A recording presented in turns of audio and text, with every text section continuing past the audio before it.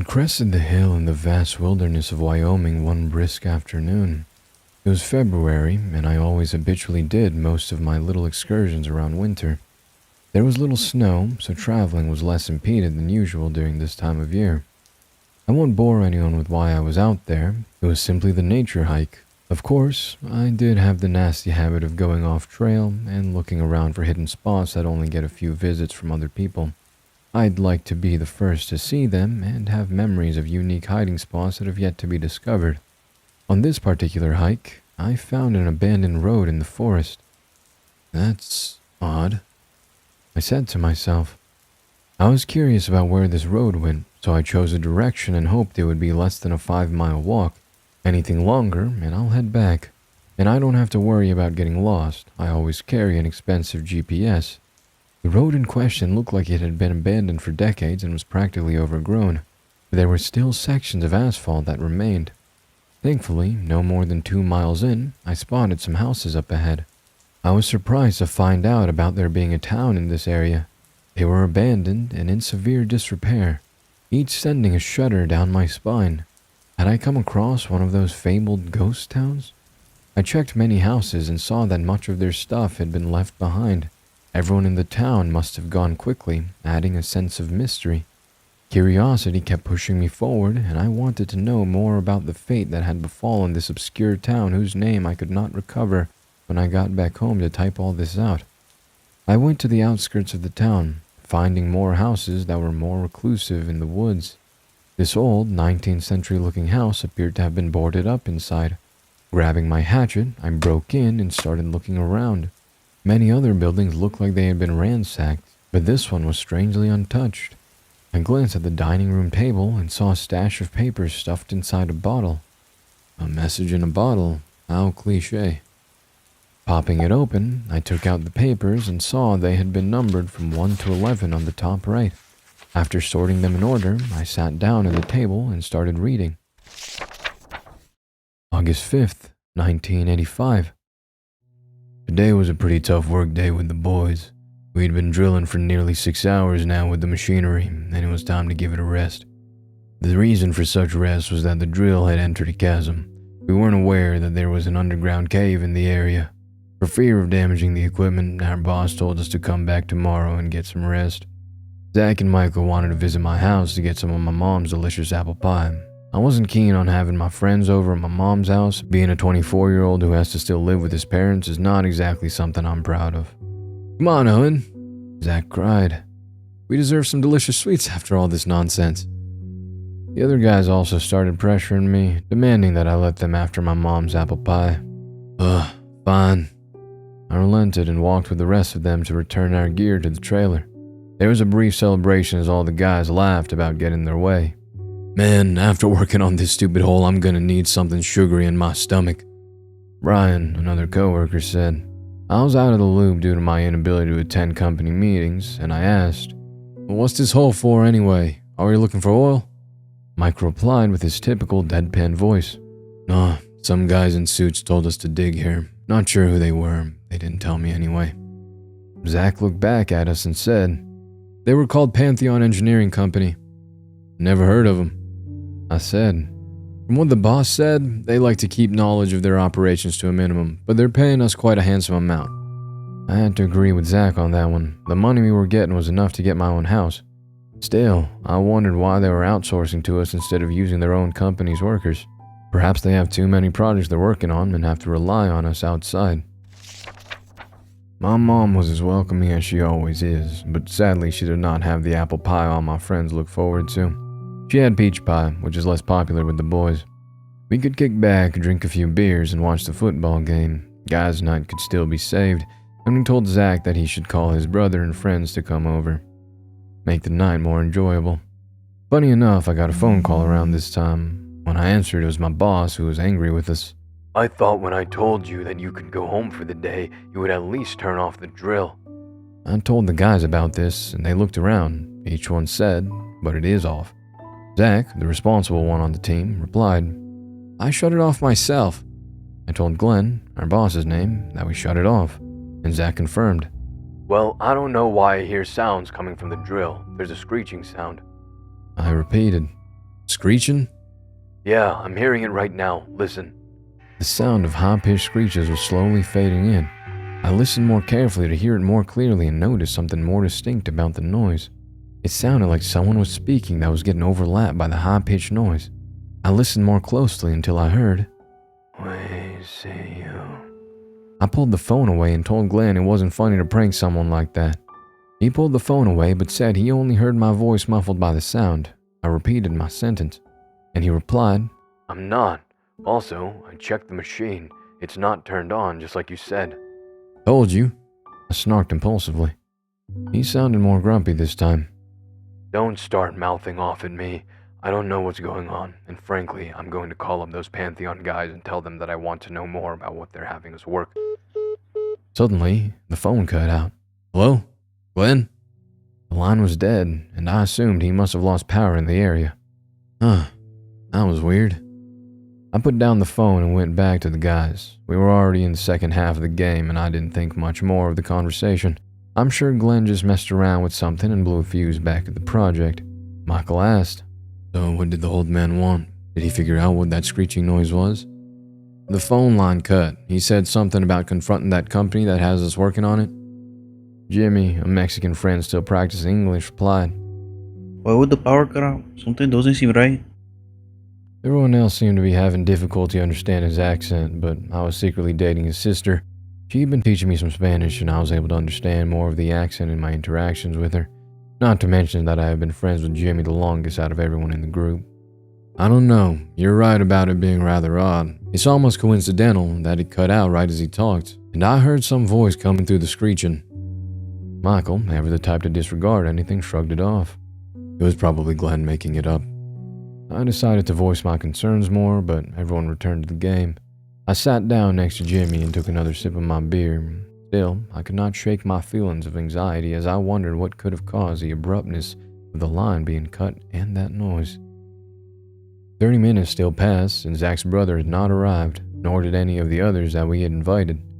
We were way out in the backwood areas of the town. In fact, reflecting on the events that preceded made sense why it took so long for us to notice that something was dangerously wrong with the absences.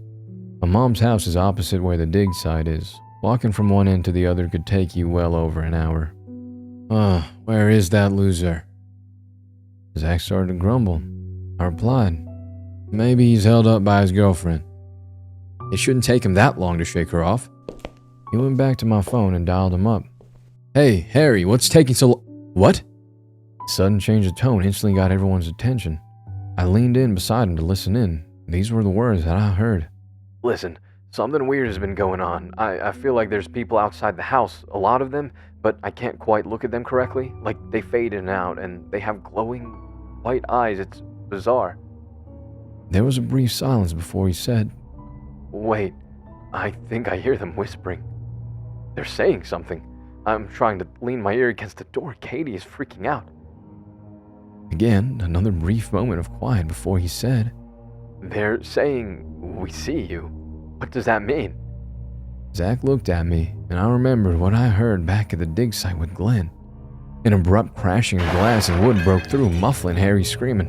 His girlfriend Katie could be heard in the background. "Harry?"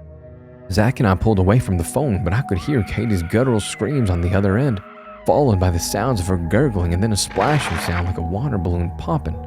Zach put the phone down and looked at everyone else like he saw someone just get hit by a car. "I have to go out there." Michael wanted to know what was wrong, and we explained everything we had heard. We weren't about to let our friend go out there by himself. After all, there were 5 guys. Me, Zach, Michael, Jimmy, and Brian. We were drillers, and I'm not bragging when I say this. We were pretty properly built guys.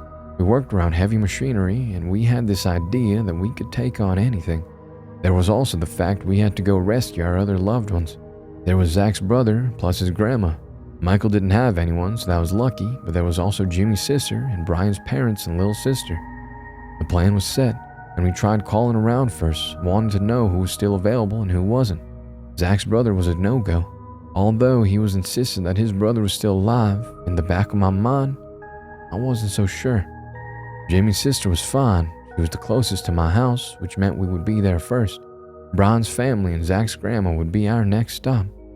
We stepped out and thought it best not to take the car. It wouldn't be able to fit all 5 of us anyway because it was a simple pickup truck and could only seat 3. Walking was easier to navigate anyway. We made it to Jimmy's house within 7 minutes. "Gyro?" his sister shouted from the deck of their house. Gyro was Jimmy's real name, but Jimmy was his choice. We could have been fine calling him by his Spanish name, but he liked being called by that name. The two of them hugged each other quickly, and his sister Valentina and I exchanged brief glances. I wanted to rush in quickly and kiss her, but circumstances wouldn't allow it. Long story short, we were now 6 people walking along the road into town. The next stop being Brian's family. When we called them back in my house earlier, they said everything was fine in their area, so we thought nothing of it. But upon reaching the house, the front door had been smashed in, like someone had just rammed a rock straight through it. Zach and I were the first to go up, Brian already showing signs of a panic attack. He hung in the back, having thoughts I could only guess he was having. As far as we knew, the house had been attacked, but nothing in terms of bodies to be spotted. Zach went into the back of the house, but I went up the steps. Seeing his sister's door closed, I approached cautiously and gave it a few knocks. I wish I had known her name at the time. Brian needed to be more informative in telling us the names of his family members. "Hello? Is the sister of Brian in here? Brian's outside kind of panicking." I twisted the knob, noticing it was distinctly loose, like it had been forcefully opened, then closed shortly afterward. When I gently opened the door, I lost my breath and immediately was seized by a gut-wrenching fear. There was blood and visceral remains everywhere in the room. It was like a balloon filled with it had popped in the center and splashed in every direction. It was still fresh and dripping from the ceiling, covering little bits of pink paint on the walls and her white bed. I quickly lost my nerve and ran back downstairs only to see Zach, who had the same look of shock on his face. They were in the middle of telling Brian, who was crying bitterly. Zach checked the kitchen and saw the exact same scene as I saw upstairs. None of us could develop the words needed to comfort Brian. Valentina had tried her best to hug him, something he appreciated, but he was still too much disturbed by the current loss of his family. "She was only 6, he muttered to himself. I felt so useless. Why couldn't I develop the words to help my friend feel better? Even as I write these words now, there wasn't anything I could say to ease the pain. There's sometimes nothing you can do to help. Stricken by the grief he was feeling, Zach told both of them to go back to my house since it seemed to be the safest place. The 4 of us continued our journey until we got into town. I was worried about Valentina and Brian, but I knew they wouldn't have to walk long before they reached the house. Tired from all the walking, we briefly approached the old diner I occasionally ate at, Amber Eats. In his distinctive deadpan voice, Michael remarked, "What is she even eating?" The time for jokes was not now. Most of us groaned. Zach, who typically always encourages Michael's nonchalant, carefree attitude, even found himself finding this a little ill-timed given the circumstances. The restaurant was still open, but surprisingly, there wasn't anyone inside. "Hello?" I called. Zach, Michael, and Jimmy sat in a booth in the middle of the 1950s-style trailer-themed diner. Beautifully vintage, although, considering most of the other buildings in the town were still trapped in the 1800s, it's still one of the newer structures. Michael made a remark that caught all of our attention. "Isn't it strange that we haven't seen any police officers around?" Zach agreed, and the 2 of them kept talking while Jimmy sat nearby quietly. I went up to the counter table, peeking in the little slot where they place food when it's ready. It was empty, which I had grown more suspicious of. No one was around, yet the neon sign said they were open. Walking behind the counter, I went to the door and swung it open. The ovens were still on, and food was either burnt or soups boiling in their pots, almost like everyone in the building left in great haste. I checked other sections but saw that the back door was wide open. Sensing danger, I retreated back to the dining room, about to inform my friends of my discovery. When I opened the door, I said, "Guys, should we probably get moving? Nobody else is here." When I looked up at them, I froze in place. They were still alive, thankfully, but I happened to notice from behind the glass that a crowd of silhouetted people with glowing white eyes was staring from behind them. "Guys, look!" I pointed and lost my breath. They hadn't noticed until now, and all 3 jumped out immediately. Michael exclaimed, What are they?" I told them we should all run to the back door of the building, noticing that the silhouettes were moving for the front door. We wasted no time going through the kitchen. I was only hoping that whatever it was, it hadn't blocked off our only exit. We heard the front door open, and Zach pushed everyone forward so we could get out without a second to spare. The first one out was Jimmy, then Michael. I was a little too curious before and lingered behind them, wanting to get a better look at whatever it was that was chasing us. Zach insisted that I keep moving, and I had the unfortunate encounter of slipping in some of the spilled over soup on the floor. Hitting the ground sent a shock through my body and pain in my elbows and knees from hitting them on the tile floor. Zach was beside me, screaming at the top of his lungs for me to get back up. Powering through the soreness in my joints, I quickly got back to my feet and I looked back for a moment and saw the kitchen door swinging open. They were now in the room with us, but thankfully we made it to the back door and joined the other as we ran as fast as we could from behind the building, heading towards a nearby grocery store parking lot. When we got to the store, we started screaming out many different things, most of which I do not remember now. We all agreed we wouldn't stop anywhere until we got to Zach's brother and grandma. But Michael was quick to say, "Zach, I didn't want to say it before, but keep your mouth shut." "No, Zach, considering all the things we have seen today, I feel that your brother isn't alive." "I said, keep your mouth shut." Zach and Michael were always friends, so to see them suddenly fighting because of shaken nerves was not something that I was prepared to deal with. Zach and Michael have always been stronger than Jimmy or me, so it came down to two weak dudes trying to stop two strong dudes from duking it out. But while we were trying to wedge them off each other, one of the many parking lot lights flickered for a few seconds before burning out. I looked in that direction and saw dozens of glowing white eyes staring at us. "They're here. I'm going for my brother." Zach broke off from the fight and ran in the direction of where his brother's house was. We tried to tell him to come back, but he wasn't listening anymore. In his case, blood is thicker than water, but after what happened next, his blood sure did become like water. Zach wasn't paying attention because he kept looking at us as he ran away. He was almost on the main road, but when he looked back at us another time to see if we still hadn't started following him, likely feeling hurt at our apprehensions to do so, I saw more of those white lights right in front of him, and I and the others started pleading for him to come back. He looked back to see where he was running, but he was too late. He ended up crashing into the silhouettes and they touched him. Still, he tumbled to the ground, moaning and coughing, but he jumped back to his feet quickly, and it looked like nothing had happened to him. He looked at them again, and then back at us before the most awful thing I'd ever seen happen right before my eyes, and I literally just got back from seeing a family get massacred. His body swelled up immensely. He bloated like a huge, morbidly obese person, but even his head was getting huge, and within seconds, he exploded into a massive shower of blood. Everyone cursed and Jimmy even threw up a little. I thought I would faint after what I saw, but I could hold it together. I'm glad I did because I saw more. Standing in the center of where Zach was, another silhouette with white eyes and glowing nervous system and brain inside the silhouette. "Wait, is that Zach?" I inquired. It was Zach. He became one of those things which we started to call night stares. That's what I'll be calling them anyway. Not wanting them to get any closer, we ran back to my house as fast as we could. It was the only place we could think of as a safe place. The town felt so empty now that these things had taken over, but what were they? And then I remembered the drilling project that we were doing. Because we were so focused on running back to my house, I didn't have much time to reflect on my thoughts until I finally got up to the door and was greeted by my mom and Valentina. She must have forgotten about her brother still being with us because she instantly pulled me into a hug. Jimmy stared at us briefly before putting two and two together. Wait, was you guys dating?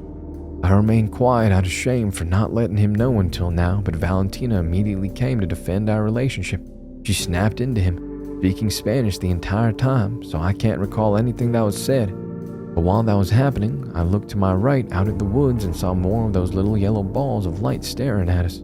"Not stairs," I warned everyone, hurrying them inside. In the attic, we had plenty of boards of wood that we could use to seal off all the windows and doors in the house. It also helped to push furniture in front of said doors and windows as extra protection. Once everything was settled, all we could do next was wait it out and hope rescuers come for us. Hopefully, it wouldn't have to be a long wait. Jimmy didn't seem so angry anymore after getting chewed out by his sister, although I could still tell he was a little perturbed that we hid the relationship from him. If it wasn't for the fact that some freaky shadows were following us, I'd be a little more upset that you were dating my sister behind my back. She and I have been dating since we were in high school. Maybe you would have seen the signs if you paid attention more. He scoffed at my words, angry that it was this many years that we had been together. I checked outside and still saw the crowd gathering around us. They weren't attempting to force their way in like they had done. Maybe we had a fighting chance. Valentina came up beside me and we both leaned our heads into one another. I held on to her soft fingers as we tried to think of a plan. My mom had called 911, but they'd gone dark. She wasn't sure if there was anyone else to call. We didn't know the phone number for the National Guard. 10 minutes passed, and they were starting to close in. I hope they haven't found a weakness in our makeshift defenses. That sounds really dumb now that I say it. We're going to hide in the basement. It has no windows, and we can quickly board up the basement door if necessary. There are no lights in there, so there's no point in keeping these pieces of paper with which I've been passing the time. If anyone finds these notes, please forgive us. We didn't know what we were digging for. It was that company that hired us. Oh God, I hope we didn't just end the world. I'm sorry. And that was the last page. I checked the backs of them, but that was it. This has got to be a prank. I got up from the table and walked around to the other side of the house. I found the basement door. Well, what was left of it? I didn't need to go downstairs. I felt a nasty vibe that told me I wouldn't like what I saw. But should this story be true? What happened to these night stares? What happened to the remaining people that were in these dark notes? And how was this all swept under the rug? I have never once heard about this town or any of this stuff, nor have I ever heard of a company called Pantheon. I found out how they got into the house. It's only a hunch, but I think it has to do with the now torn through back door in the laundry room. It seems like the boarding up did little in the end. I took the notes with me and hastily made my way out of the town. It has a dark history that I don't want to linger about. I took the notes with me and hastily made my way out of that town. It has a dark history that I don't want to linger about learning more of. Returning to the road that led out of town, for a brief moment, in the corner of my eyes, I swear I felt like something was staring at me from the woods. Slowly moving my eyes, I thought I saw the faint, yellowish glow of a dozen orbs staring at me. I hastened my walk, wanting to put as much distance between whatever I saw and me as possible. Even as I sit back at home and type out this entire revelation to the outside world, I feel no desire to uncover the truth about any of this. Someone else could take up such a task, but I'd rather live quietly and keep my head down. After all, I'm naturally curious. But sometimes, there are things even I don't want to know about.